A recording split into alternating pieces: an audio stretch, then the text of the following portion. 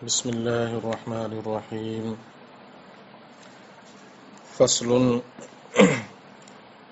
الكلام لفظ تضمن كلمتين بالإسناد، والإسناد نسبة أحد الكلمتين إلى الأخرى بحيث تفيد المخاطب فائدة تامة يصح السكوت عليها، نحو زيد قائم وقام زيد، ويسمى جملة فعلم أن الكلام لا يحصل إلا من اسمين، نحو زيد قائم، ويسمى جملة اسمية أو من فعل واسم، نحو قام زيد، ويسمى جملة فعلية إذ لا يوجد المسند والمسند إليه معا في غيرهما ولا بد للكلام منهما. فإن قيل قد نوقظ بالنداء نحو يا زيد قلنا حرف النداء قائم مقام أدعو وأطلب وهو الفعل فلا نقض عليه.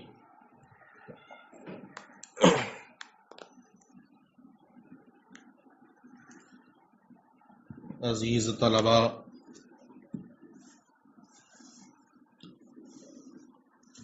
یہ آج کے سبق کی عبارت آپ سماعت کر چکے.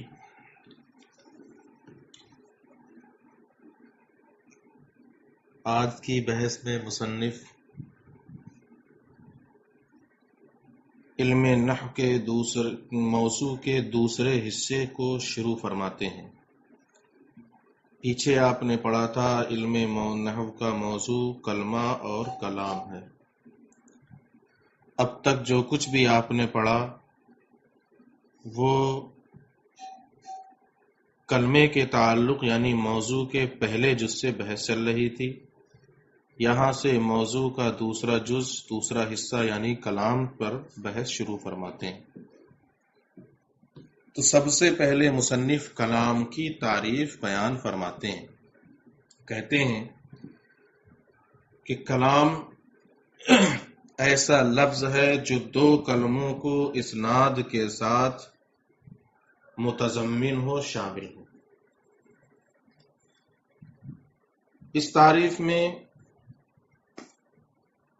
ایک لفظ استعمال ہوا کلمتین، یعنی کلام وہ لفظ ہے جو دو کلموں کو شامل ہو. تو کلمتین کی جو قید انہوں نے لگائی، اس قید سے مہمل الفاظ کو کلام کی تعریف سے خارج کر دیا، اس لیے کہ مہمل کلام کی تعریف میں داخل نہیں ہو. اور پھر انہوں نے بالاسناد کہا کہ کلام ایسا لفظ ہے جو دو کلموں کو اسناد کے ساتھ شامل ہو. تو اسناد کی قید سے ان مرکبات کو خارج کر دیا جن مرکبات میں اسناد نہیں پائی جاتی. مثلا غلام و زیدن، یہ مرکب ہے، دو کلمے ہیں، غلام الگ ہے، زید الگ ہے، لیکن ان دونوں کے اندر اسناد نہ پائے جانے کی وجہ سے یہ مرکب کلام نہیں بن سکتا. تو جو مرکبات ایسے ہیں جن کے اندر اسناد نہیں ہوگی تو وہ اگرچہ دو کلمے ہوں گے لیکن وہ کلام نہیں ہوں گے. تو کلام ہونے کے لیے دو کلموں کو لفظ متضمن بھی ہو، ساتھ ساتھ اس کے لیے اسناد کا ہونا بھی ضروری ہے. فرماتے ہیں الکلام لفظ تضمن کلمتین بالاسناد، کلام ایسا لفظ ہے جو دو کلموں کو اسناد کے ساتھ شامل ہو. والاسناد نسبت احد الکلمتین الی الاخری بحیث تفید المخاطب فائدۃ تامہ یصح السکوت علیہا، نحو زید قائم وقام زید. اب چونکہ کلام کی تعریف میں اسناد کا لفظ استعمال ہوا، اسناد کے کلمے کا ذکر ہوا، اس لیے مصنف نے کلام کی تعریف کے فوراً بعد اسناد کی وضاحت کرنا چاہیے کہ اسناد کسے کہتے ہیں، اسناد کا مطلب کیا ہے.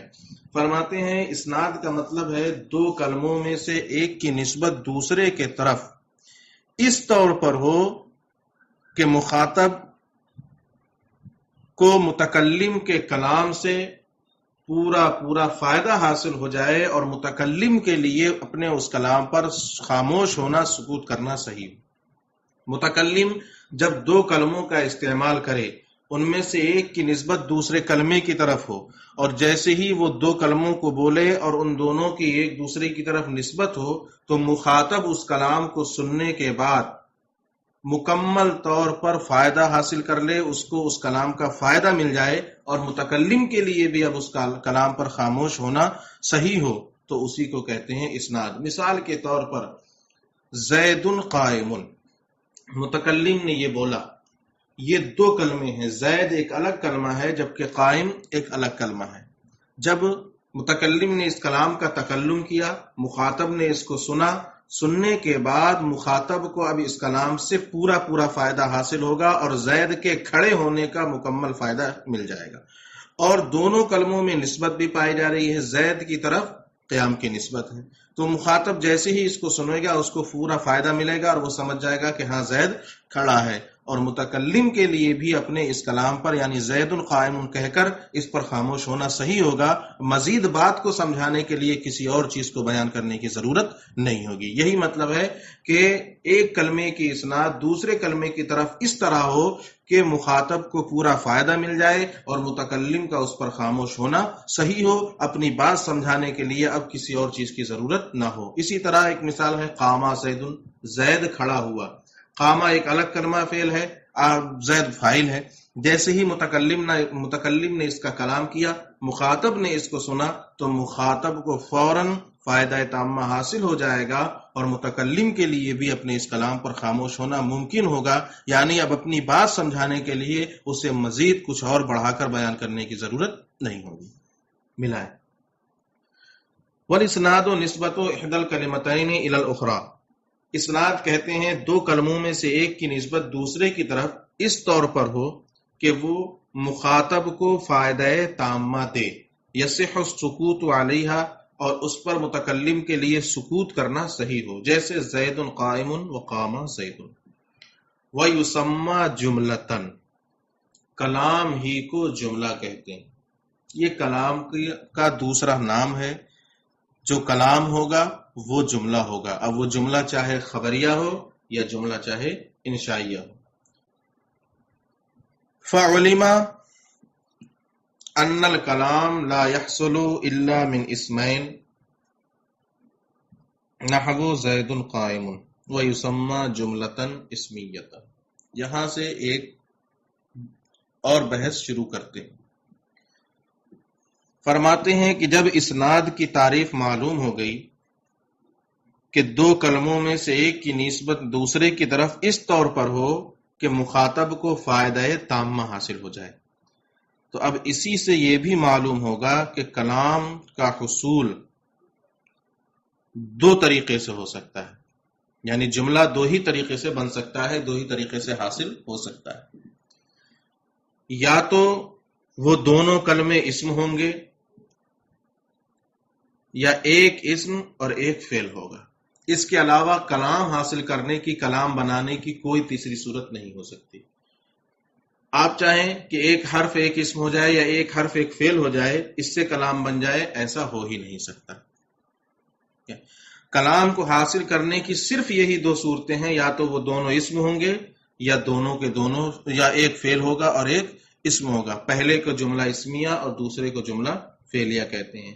حرف اور فعل کے ذریعے یا فعل اسم اور حرف کے ذریعے کلام اس لیے حاصل نہیں ہو سکتا کہ کلام کے لیے مسند اور مسند الیہ کا ایک ساتھ پایا جانا ضروری ہے، کلام تبھی بنے گا۔ جب کلام کے اندر مسند اور مسند الیہ ایک ساتھ پائے جائیں گے تب کلام بنے گا، اور مسند اور مسند الیہ دو اسم ہی کے ساتھ پائے جا سکتے ہیں، یا ایک اسم اور ایک فعل کے ساتھ پائے جا سکتے ہیں، ایک اسم اور حرف یا ایک فعل اور حرف کے ساتھ مسند مسند الیہ جمع ہو ہی نہیں سکتے، کیونکہ آپ پیچھے پڑھ چکے ہیں کہ فعل مسند ہوتا ہے، اسم مسند مسند الیہ دونوں ہوتا ہے، اور حرف نہ مسند ہوتا ہے نہ مسند الیہ ہوتا ہے۔ تو اب اگر ایک حرف کو ایک اسم کے ساتھ ملا دیا جائے تو ایک چیز تو پائی جائے گی لیکن دوسری چیز نہیں پائی جائے گی، کیونکہ حرف نہ تو مسند ہوتا ہے نہ مسند الیہ ہوتا ہے، جبکہ کلام کے لیے ان دونوں کا ہونا ضروری ہے۔ فعلم ان الکلام لا يحصل الا من اسمین، تو یہیں اسناد کی تعریف سے یہ بھی معلوم ہو گیا کہ اب کلام یا تو دو اسموں سے حاصل ہوگا، جیسے زید قائم ویسمى جملتن اسمیتن، اس کا نام جملہ اسمیہ ہوگا، او من فعل و اسم، یا ایک فعل اور ایک اسم سے مرکب ہوگا، حاصل ہوگا، جیسے قام زید ویسمى جملتن فعلیتن، اور اس کو جملہ فعلیہ کہیں گے۔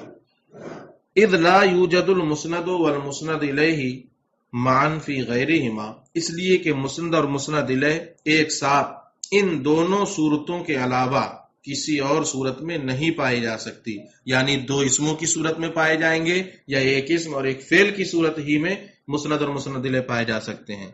ولا بد للکلام منہما، جبکہ کلام کے لیے ان دونوں کا ہونا ضروری ہے۔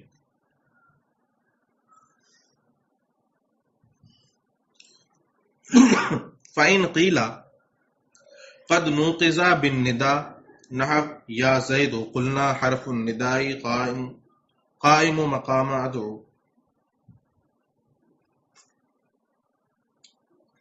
وَأَطْلُبْ وَهُوَ الْفِعْلُ فَلَا نَقْضَ عَلَيْهِ۔ اب کلام کی تعریف پر اعتراض۔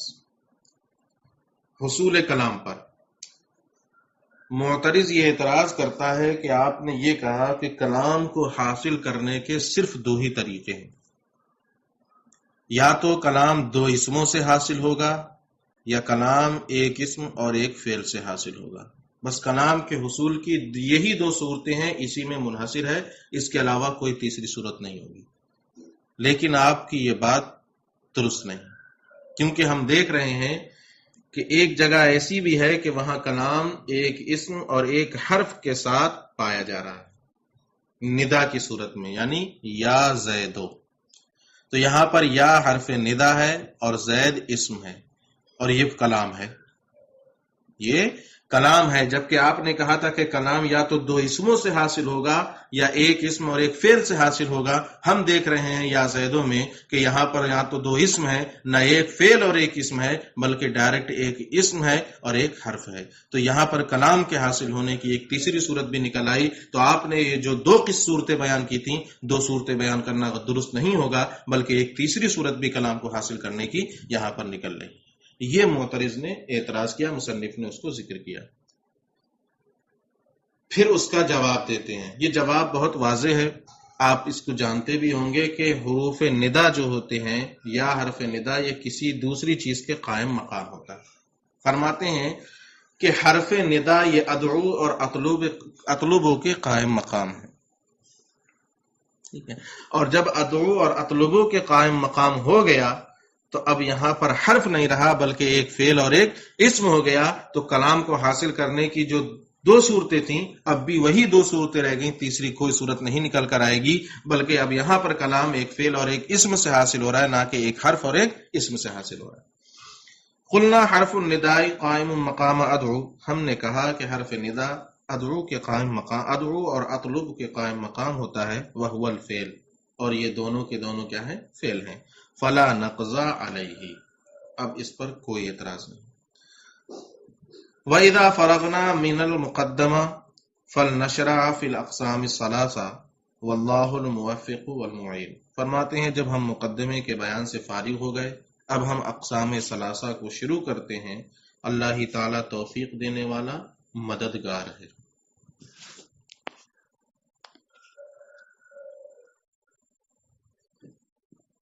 عزیز طلبہ، یہ آج کا آپ کا سبق ہوا، آپ اس کو محفوظ کر لیں، یاد کر لیں، صرف ترجمے کی طرح ملانے پر یہاں اکتفا نہیں کرنا ہے، بلکہ اس کو یاد کرنا ہے۔ یہ قواعد ہیں، اصول و ضوابط ہیں نحو کے، جسے آپ کو محفوظ کرنا ہے مکمل طریقے سے زبانی